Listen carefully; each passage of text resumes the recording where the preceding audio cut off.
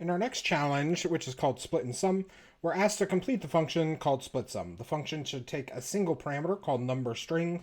That's a string consisting of numbers. This function should split the string apart and then sum the numbers together and return the sum.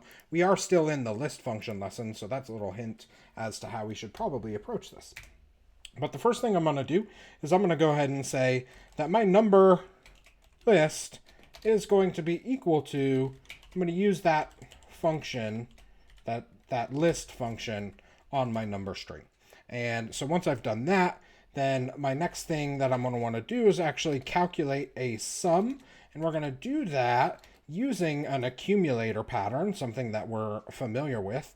But let's say 4, right? And just remember, each of these is going to be a character, right? Because we split up a string. So let's go ahead and let's call it a character, but it isn't going to be numeric, right? We're told that it's going to be numeric in nature.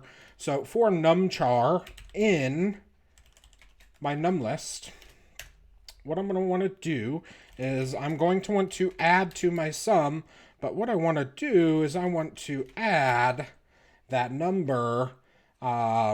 It's going to be a single digit number, right? Because we're going character by character. So I can say, oh, that's going to have to be an integer, right? And I'm going to go ahead and say numchar, right? Cast to the int, add that on to my sum. Let's go ahead and return that sum when we're all done. I believe this should work. Let's give it a test, double check, and we can see that is correct.